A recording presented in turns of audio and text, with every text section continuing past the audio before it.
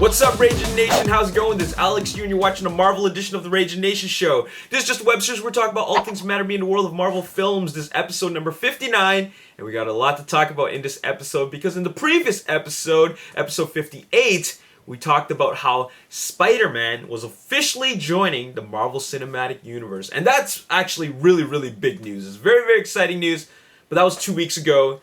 And now it's today, and a lot has happened in the last 2 weeks. So we're going to start off by covering what's been going on over at 20th Century Fox, and we're going to start off with casting news for XMen Apocalypse. Now, XMen Apocalypse is going through pre-production, so right now it's still the casting phase. And what's very interesting is that we're going to see a familiar face, and that would be Moira. Remember her? She was first seen in X-Men First Class as a love interest for Professor X, or Charles Xavier rather, and she would be played by Rose Byrne.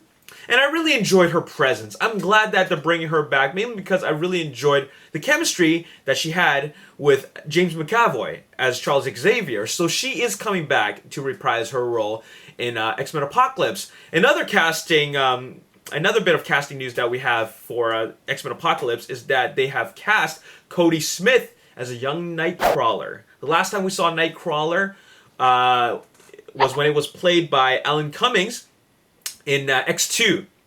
And that was awesome, but we didn't see enough of him.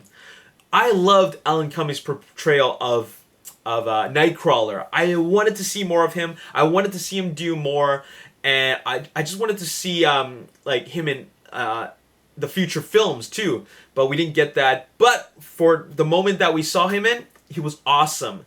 I hope Cody Smith can do Nightcrawler justice. He is one of my favorite X-Men characters, and so I'd love to see a bigger presence for that character.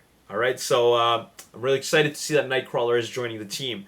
Now, Ben Hardy is also cast in a mysterious role. There is no confirmation on who he will be playing, but it's a mysterious role, but he has been cast.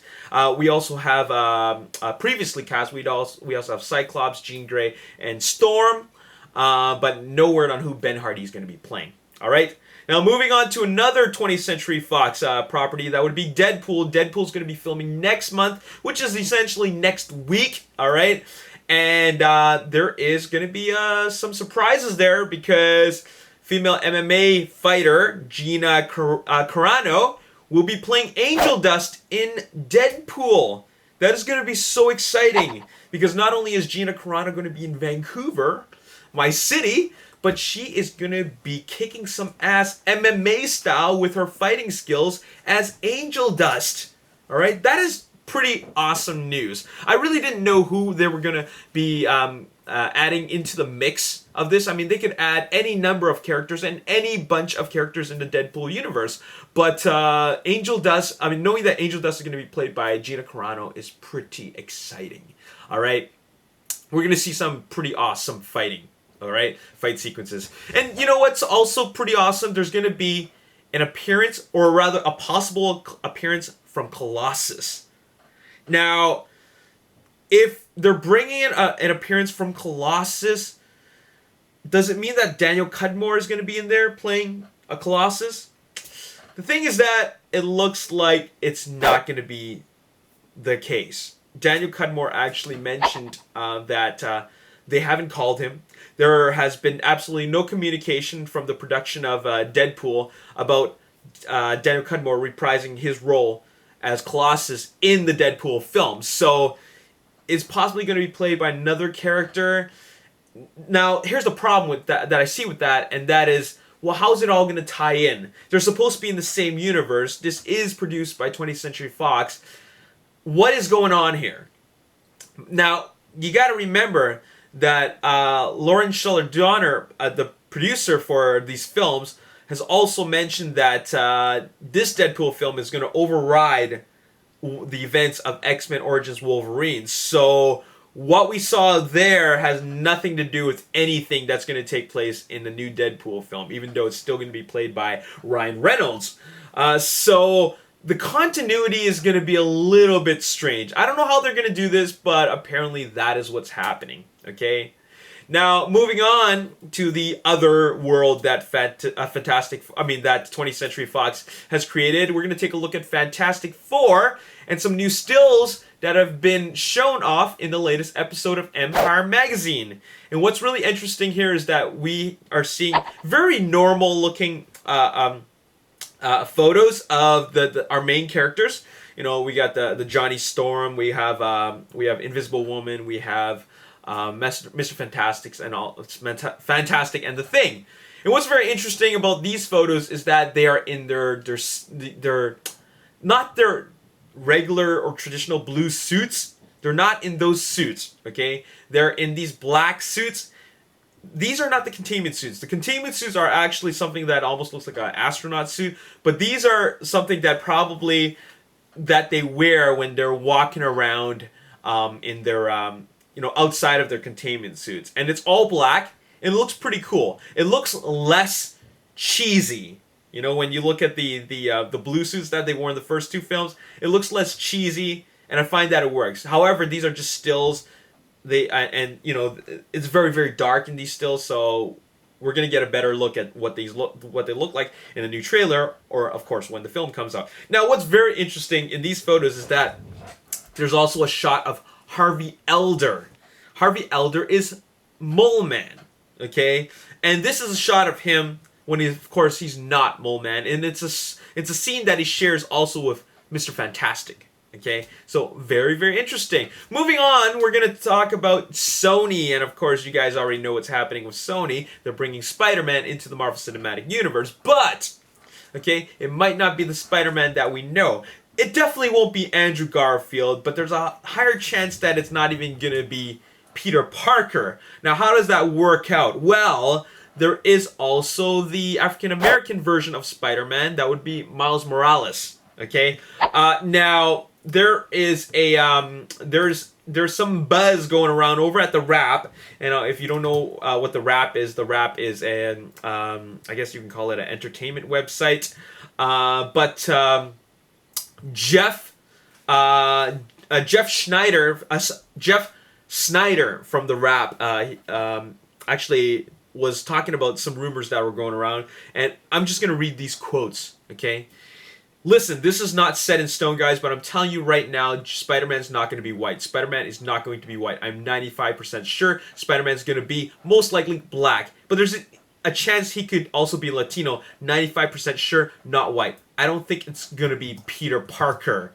All right, I really feel strongly Sony has an opportunity to beat Marvel and DC to the punch with sort of a major black comic book character. You know, like I mentioned last week, the emails that leaked were perceived as racist in some quarters. I really think that's going to play into things. Okay, and here is his tweet. He's saying white actors are still going out for Spider-Man, but their reps are telling me that they think Sony is leaning ethnic. Okay, so there you have it. We're most likely going to see Miles Morales, but this is just rumors. Jeff Snyder, you know, he's a writer for entertainment for the Wrap, okay, and you know he has a lot of followers. He has quite a following, and you know he has connections. So this is what he has found out, and it looks like that they're going in for the diverse route. You know what? All I gotta say is that Spider-Man could be white, he could be black, he could be red, could be yellow, he could be green.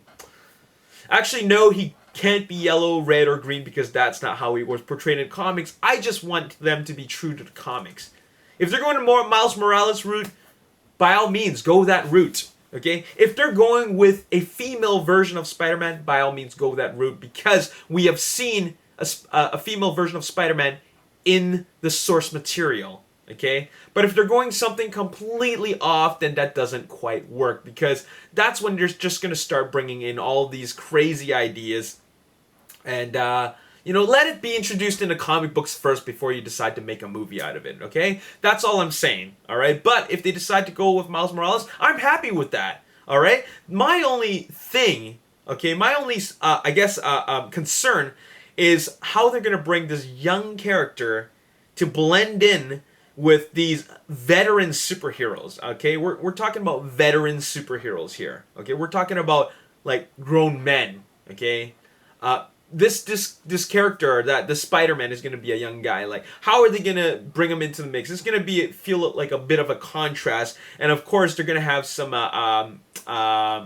I guess what did he call that? Power trip issues. You know what I'm saying?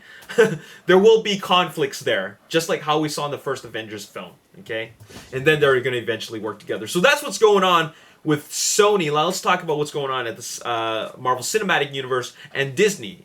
Well, now this is a little bit of old news, but I just want to relay it because I didn't talk about it, and that is Paul Bettany mentioned that Vision won't be seen last in Age of Ultron, which means that we're going to see another reprisal of that role from Paul Bettany in some other film. I don't know what it's going to be. Probably going to be Avengers Infinity War, but if he was to appear in any of the other Marvel character films, that's highly possible. Let's just say that he's signed on for more films. Okay, that is very, very exciting, especially after we see him do some pretty spectacular stuff in Avengers Age of Ultron. We're going to want to see more of him, okay? Now, the marketing machine for Avengers Age of Ultron is in full force right now. They just released 2 character posters, one of Iron Man and one of Hulk, and they're going to keep on releasing these character posters every day, okay? Robert Downey Jr. also tweeted that there's going to be a big announcement next week. It's going to be Avengers related. I don't know what it's going to be, but I'm thinking it's going to be a new trailer. But what's very interesting to me, and this is very, very exciting, okay, is that they have shown the official new poster for Avengers Age of Ultron. And what it shows is not just the characters, but I didn't pick this up at first, okay, but I decided to just look at the credits because I actually wanted to see, like who's in the credits. I wanted to actually look at who's involved with the music. Okay, so let's just take a look at what we see here, because this is actually very interesting. Now, you would think that a poster should be taken at face value, okay? And it's an okay looking poster. It's kind of busy. There's a whole lot going on, but there's no Ultron in it. It's just his minions and all the other heroes. Now, let's just take a close look at this poster and let's just see what we see. Okay, I'm going to zoom right into the credits because this is where it really, really gets interesting. Okay. Additional music by Danny Elfman. The first film was composed by Alan Silvestri, which is an outstanding composer, music producer, okay? Now we have Brian Tyler in the mix, who has scored the Expendables films, Fast and Furious sequels, and now he's scoring Avengers Age of Ultron, okay? But there's additional music provided by Danny Elfman. The last time I saw Danny Elfman working on superhero films was in the Superman film. SpiderMan films. Okay, so that's kind of cool to know that Danny Elfman is involved with the music. That's pretty awesome. Okay, I'm really looking forward to hearing the score. But here's what really excites me. Okay. First of all, Avengers Age of Ultron has an all-star cast. It is huge, okay? They're even bringing in Don Cheadle to the mix. War Machine, who we saw in Iron Man 2. Now, here's where it gets really interesting, okay? Look at the credits. We have, of course... okay, I'm just looking at the supporting characters. We have Anthony Mackie there. Now, Anthony Mackie said that he wasn't going to be in Avengers Age of Ultron. This credit right here in this poster overrides all that. Anthony Mackie is going to be reprising his role as Falcon in Avengers Age of Ultron. I'm pretty sure it's a small role. I'm pretty sure it's a very, very small role. Maybe we won't even see him as Falcon. Or maybe we're just going to see a little bit of him. Because we haven't seen him in any of the posters, any of the marketing, or anything at all. But that is very, very exciting to me. Okay. Next, we have Haley Atwell, who appeared in Captain America, the First Avenger, and also Captain America, Winter Soldier. Okay? How does she play into the mix? This is also very interesting. She's an old woman on a hospital bed the last time we saw her. Okay? Perhaps maybe there's going to be a scene, very, very quick scene, where Captain America, or rather Steve Rogers, is visiting her again before he goes on for the big battle. Okay, maybe he's saying goodbye, or that that he wants to see her for one last time, just in case he gets killed. Okay, who else is in there? Idris Elba, Heimdall from Thor. What is going on here? They're bringing in everybody, a little bit of everybody from every universe. Okay? We have Haley Atwell from the Captain America universe. We have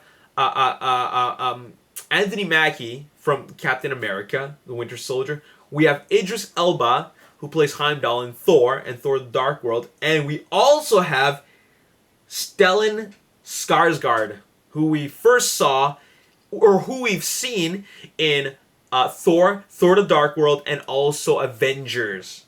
Okay, this will be his next appearance as Eric Selvig. This is crazy.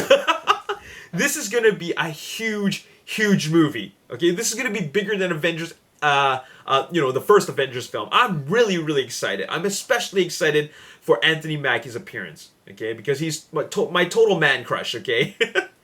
Anyways, that's all I gotta say in this video. We have a lot of stuff to be excited about, and Avengers Age of Ultron comes out on May 1st, which is very, very soon. That's in 2 months. Okay, a countdown is gonna be commencing very, very soon. If you guys want to see more Marvel Edition updates, make sure you hit that subscribe button. If you like this video, hit the like button. And also, if you want to talk about it on Facebook, make sure you're liking the Ragin Nation Facebook page, and you can tweet me directly on my Twitter at Ragin Nation. My name is Alex. Thanks for watching. I'll see you next time. Peace. Ridley Scott created. Okay. Next shot is WTF. It's the derelict. Next is, of course, the Alien Queen was working on this.